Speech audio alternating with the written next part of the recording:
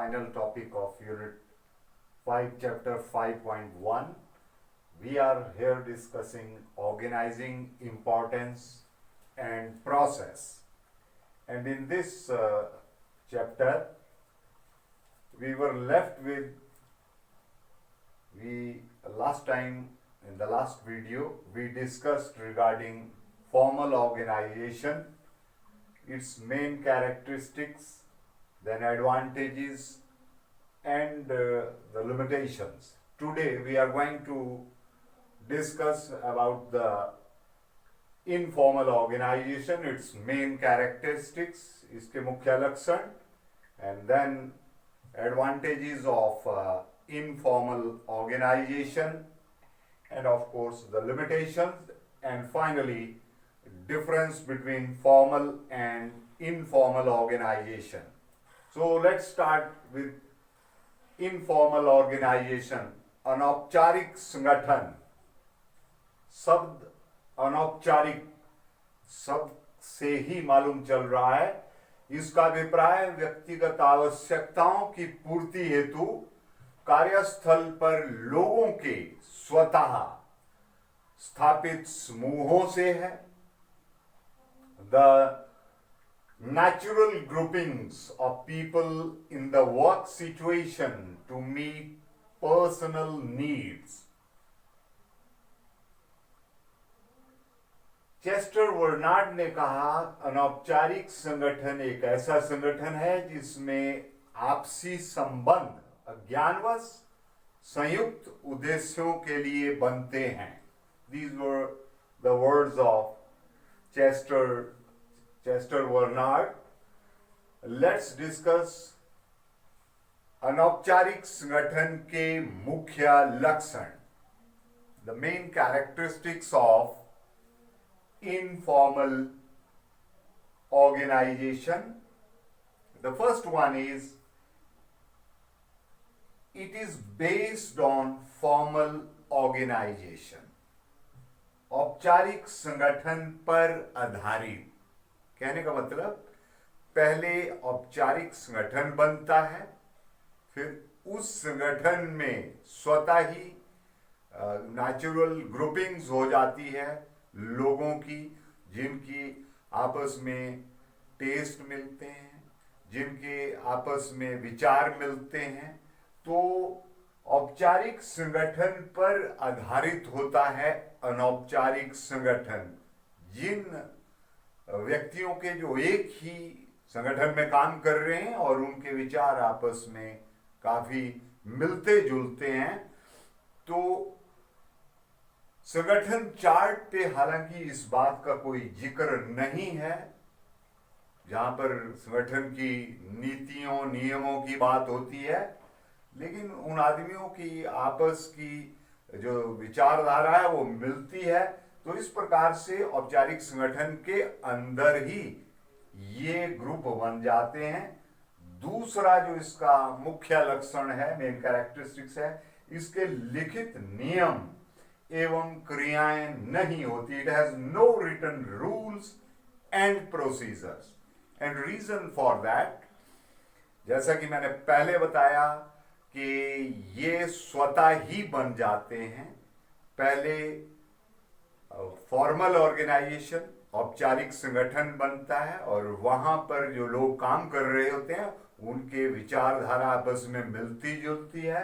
नतीजा वो ग्रुप जो है वो खुद ही बन जाते हैं। इसलिए इस प्रकार के अनौपचारिक संगठन के कोई लिखित नियम और एक्टिविटीज कोई होती नहीं है, प्रोसीजर्स होते नहीं हैं। It has no written rules and procedure. तीसरा है स्वतंत्र संदेश वाहन श्रृंखला, इंडिपेंडेंट चैनल ऑफ कम्युनिकेशन। जैसा कि नाम ही अनौपचारिक है, यहाँ जब बात संगठन की होती है तो संगठन में हायरार्की रहती है कि जनरल मैनेजर है, मुख्य प्रबंधक है, वो बात करेगा। उनके नीचे जो क्रय प्रबंधक, प्रोडक्शन मैनेजर या दूसरे कोई मैनेजरियल लेवल के जो पद हैं मैनेजर के पदों से जो लोग काम कर रहे हैं उनसे बातचीत होगी, लेकिन यहाँ हो सकता है कि नीचे से एक सुपरिंटेंडेंट लेवल का आदमी वो भी सीधा जनरल मैनेजर से बात कर सकता है, जो कि औपचारिक संगठन में वो तरीका नहीं होता। तो यहाँ पर एक स्वतंत्र संदेश वाहन श्रृंखला होती है और हर व्यक्ति अपने विचार रख सकता है इरिस्पेक्टिव ऑफ हिज स्टेटस और पोस्ट।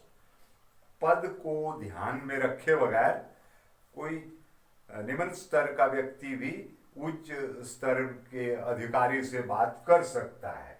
चौथी बात, यह जानबूझकर स्थापित नहीं किया जाता है। इस प्रकार का जो संगठन है अनौपचारिक संगठन, ये डेलिबरेटली नहीं बनाया जाता, ये स्वतः ही बन जाता है। आम बातचीत, आम जो विचारधारा है वो मिलती है और इस तरह से ये जानबूझकर स्थापित नहीं किया जाता, बल्कि यह खुद ही बन जाता है। पांचवा जो मुख्य लक्षण है इसका कैरेक्टरिस्टिक्स है, संगठन चार्ट पर कोई स्थान नहीं, it has no place on organisational chart. ये ऑर्गेनाइजेशनल चार्ट पर जो नियम और क्रियाएं हैं संगठन की और जो पदों का हायरार्की है कि कौन किसके प्रति उत्तरदायी होगा, वो सब लिखित रहता है। लेकिन जो इस तरह का अनौपचारिक संगठन है, इनफॉर्मल ऑर्गेनाइजेशन है, इसका संगठन चार्ट पर कोई स्थान नहीं होता, क्योंकि ये खुद ही बन जाता है। इसलिए इसको अगर आप कहें कि एक वैधानिक तौर पे संगठन चार्ट पे इसका कोई स्थान नहीं होता। और छठी बात, जो छठा मुख्य लक्षण है इसका, यह व्यक्तिगत होता है, इट इज ऑल पर्सनल। व्यक्तिगत शब्द से यहाँ मतलब है कि लोगों की स्वेच्छा से और अपनी सूटेबिलिटी, उनकी अपनी जो धर्म की उस ग्रुप की मान लो धार्मिक मान्यताएं एक जैसी हैं या उनका खान पान एक प्रकार से है, तो उस तरह से भी ग्रुपिंग्स हो जाती हैं, तो ये व्यक्तिगत होता है। सातवीं जो इसकी मुख्य लक्षण है, मेन कैरेक्टरिस्टिक्स है, इसमें स्थायित्व की कमी होती है, स्टेबिलिटी नहीं होती इसके अंदर। ये स्वतः ही बन जाता है और स्वतः ही टूट भी सकता है, ऐसा कोई दबाव नहीं है इसको मेंटेन रखने का। तो मोटे तौर पर 7 बातों की चर्चा हुई जो औपचारिक संगठन के अनौपचारिक संगठन के मुख्य लक्षण हैं या मेन कैरेक्टरिस्टिक्स हैं। अब बात करेंगे इसके अनौपचारिक संगठन के क्या क्या लाभ हैं, what are the advantages of informal organisation. तो जो सबसे बड़ी बात यहाँ पर निकल कर आ रही है वो इसका जो एडवांटेज है वो है प्रभावपूर्ण संदेश वाहन। अब किस तरह से प्रभावपूर्ण संदेश वाहन है, जैसा कि विदित है कि यहाँ पर एक छोटे स्तर का कर्मचारी सीधा मुखिया प्रबंधक से जाकर जनरल मैनेजर से बात कर सकता है। तो कुछ बातें ऐसी होती हैं जो अन्यथा एक औपचारिक संगठन में संभव नहीं है। तो बड़े स्तर के अधिकारी को पता रहता है कि संगठन में क्या चल रहा है, क्या क्या समस्याएं हैं। तो इस तरह से जो संदेश वाहन होता है वो बहुत इफेक्टिव रहता है और उससे संगठन के जो लक्ष्य हैं उनकी पूर्ति करने के लिए मदद मिलती है। दूसरी बात, सामाजिक आवश्यकताओं की पूर्ति होती है। अब ये कैसे होगा, क्योंकि we as human beings, we are all are social animals, हम सभी सामाजिक प्राणी हैं और हर प्राणी की अपनी अपनी आवश्यकताएं होती हैं। और अगर इस तरह का कोई समूह अनौपचारिक तौर पे किसी संगठन में धर्म के आधार पे या किसी क्षेत्र विशेष से वो आते हैं, वो लोग उस संगठन में 10 लोग वो एक ही इलाके से आते हैं, तो उनकी जो खान पान है, उनकी बोली है वो एक जैसी होगी, उनके टेस्ट एक जैसे होंगे, तो क्या होता है कि उनकी अगर आवश्यकताएं भी होंगी तो वो ग्रुप उन लोगों की मदद कर देगा और उस ग्रुप में आपस की जो समस्याएं हैं वो आसानी से आ, हल हो जाती हैं। इस तरह से सामाजिक आवश्यकताओं की भी ये अनौपचारिक संगठन जो है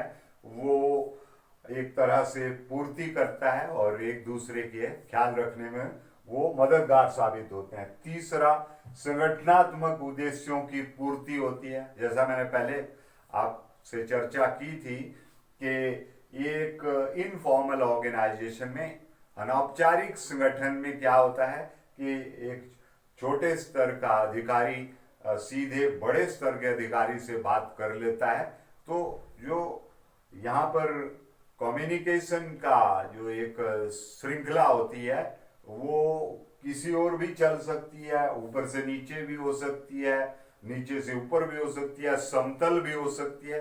तो इससे एक फायदा रहता है संगठन को, और संगठन के जो उद्देश्य हैं, जब अधिकारियों को पता चल जाता है कि यहाँ पर निचले स्तर के कर्मचारियों की, अधीनस्थों की क्या समस्याएं हैं, तो आसानी से हल निकलते हैं और ऐसा करने से संगठन के उद्देश्यों की पूर्ति में हमेशा मदद मिलती है।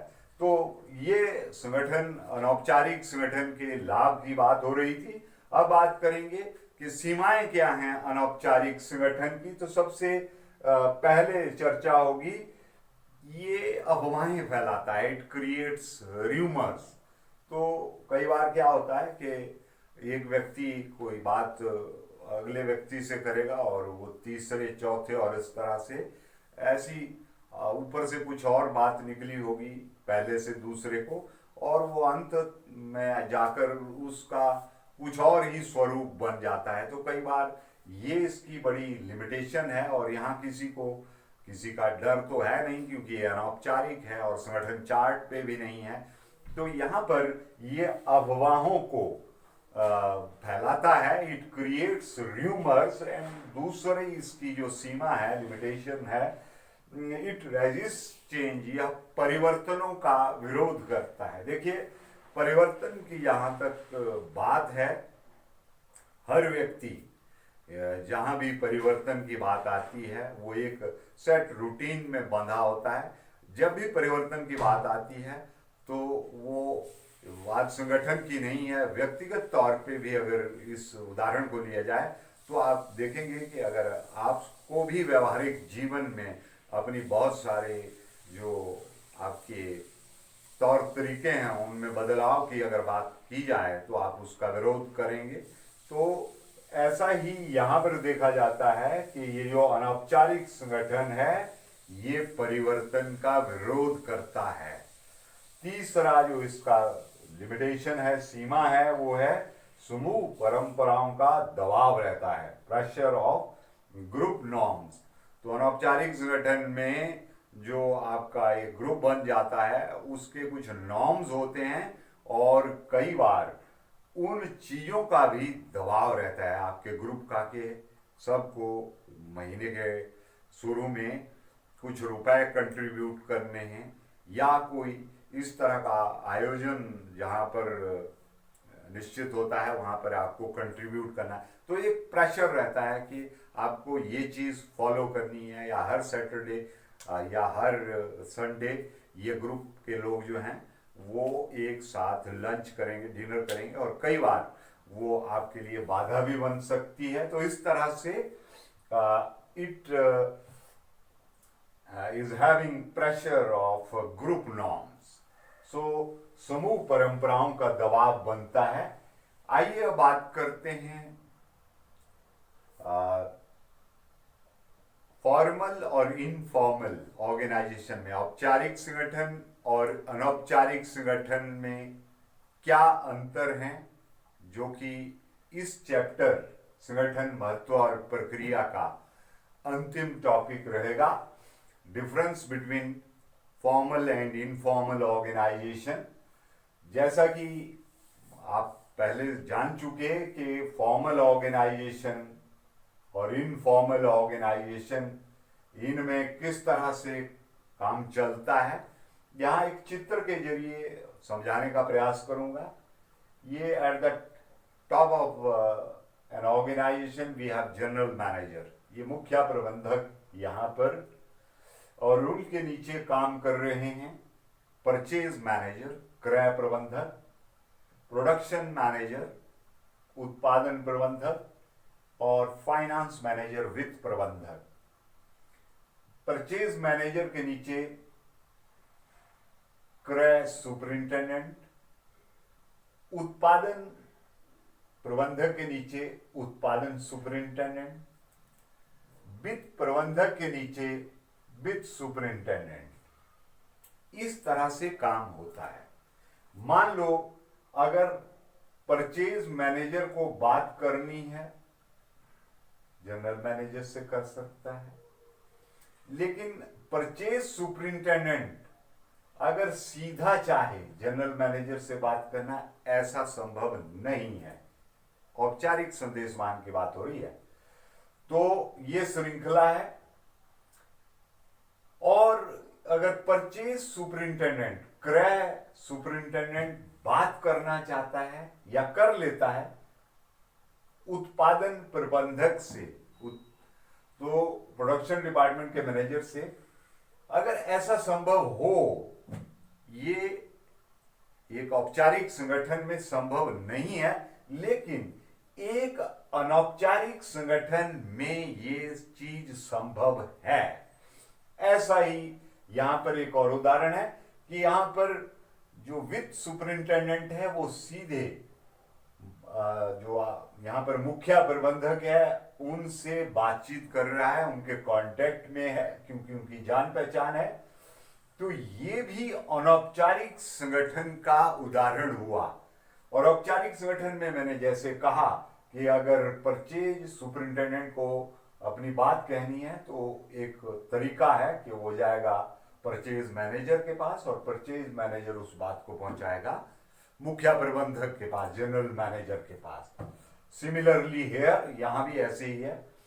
जो उत्पादन सुपरिंटेंडेंट है वो उत्पादन मैनेजर से, उस डिपार्टमेंट के मैनेजर से बात करेगा, और उत्पादन प्रबंधक जो है वो बात करेगा मुख्य प्रबंधक से। सिमिलरली फाइनेंस डिपार्टमेंट में भी यही चीज लागू होती है। लेकिन अनौपचारिक संगठन में आप देख रहे हैं कि ये किस तरह से एक डिपार्टमेंट का सुपरिंटेंडेंट दूसरे डिपार्टमेंट के मैनेजर से सीधे ही बात कर रहा है, या एक डिपार्टमेंट का सुपरिंटेंडेंट सीधे ही मुख्य प्रबंधक जनरल मैनेजर से अपनी बात कह रहा है। तो ये औपचारिक और अनौपचारिक संबंधों को स्पष्ट करने के लिए एक छोटा सा यहां पर फ्लो डायग्राम बनाया, जिसके जरिए उम्मीद है आपको ये समझ आया होगा। अब मोटे तौर पर इनको डिफरेंशिएट करना चाहेंगे, फॉर्मल ऑर्गेनाइजेशन औपचारिक संगठन और अनौपचारिक संगठन में मुख्य तौर पे क्या अंतर है। तो पहले तो हम इनके दोनों के डेफिनेशन देंगे कि एक फॉर्मल जो ऑर्गेनाइजेशन होती है औपचारिक संगठन उसमें क्या चलता है, और जो एक अनौपचारिक संगठन है वो कैसे बनता है। तो जो औपचारिक संगठन है वो आपको मालूम है कि वो जानबूझकर संयुक्त उद्देश्यों के लिए बनता है, और जो अनौपचारिक संगठन है वो आपसी संबंध अज्ञानवश संयुक्त उद्देश्यों के लिए बनते हैं। या इनकी जो परिभाषा है वो भी लिखी जा सकती है कि औपचारिक संगठन की जो चेस्टर बर्नार्ड की डेफिनेशन है वो कोट की जा सकती है, और यहाँ भी चेस्टर बर्नार्ड की वो स्टेटमेंट उसको कोट किया जा सकता है। दूसरा जो डिफरेंस है, point of basis of difference, that is इसकी स्थापना और उद्गम की बात, ओरिजिन क्या है, कि जो फॉर्मल ऑर्गेनाइजेशन है औपचारिक संगठन है उसकी स्थापना नीतियों और नियमों के कारण तय होती है, और जहां तक अनौपचारिक संगठन की बात है उसकी जो संरचना है वो सामाजिक संबंधों के कारण स्थापित होता है, वो उसका उद्गम, उसकी स्थापना की बात हो रही है। तो हमने कहा कि औपचारिक संगठन नीतियों और नियमों के आधार पर स्थापित किया जाता है और अनौपचारिक संगठन सामाजिक संबंधों के कारण स्थापित होता है। तीसरा है अधिकार की बात। औपचारिक संगठन में जो अधिकार हैं वो पदों के कारण ऊपर से नीचे की ओर इस प्रकार से चलते हैं, और अनौपचारिक संगठन में ये ऊपर से नीचे या समतल भी चल सकते हैं। चौथी बात व्यवहार की है। औपचारिक संगठन में यह पूर्व निर्धारित होता है और अनौपचारिक संगठन में यह पूर्व निर्धारित नहीं होता है। अब हम संदेश वाहन की बात करते हैं, कम्युनिकेशन की।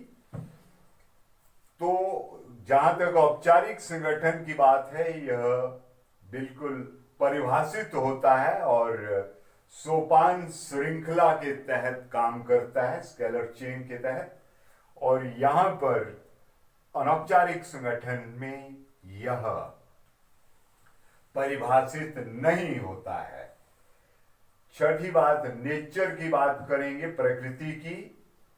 जहां तक औपचारिक संगठन की बात है वो स्थिर और टिकाऊ होता है, ये स्थिर और टिकाऊ होता है, और ये स्थिर नहीं होता और कम टिकाऊ होता है। अनौपचारिक संगठन जो है वो अस्थिर और कम टिकाऊ होता है। और फाइनली लीडरशिप की बात करें, ये नेतृत्व की, तो औपचारिक संगठन में प्रबंधक उच्च पदों के कारण नेता होते हैं और अनौपचारिक संगठन में नेता चुना जाता है। तो यहाँ पे लीडर जो है वो चुना जाता है। तो मुख्य तौर पे 7 पॉइंट्स ऑफ डिफरेंस हमने कोट किए। तो आज के इस शॉर्ट लेक्चर में हमने आपसे 3 बातों का जिक्र किया। अनौपचारिक संगठन को डिफाइन करते हुए उसके लाभ, सीमाएं और औपचारिक संगठन और अनौपचारिक संगठन में अंतर, इन बिंदुओं के साथ ये जो चैप्टर 5.1 है ये यहीं पे समाप्त होता है। I hope you must have enjoyed this lecture, and during the entire course of my this quarantine lectures you must have followed the basic principles of business studies. So that's it for the day. Stay home, stay safe. Bye bye. See you in the next lecture.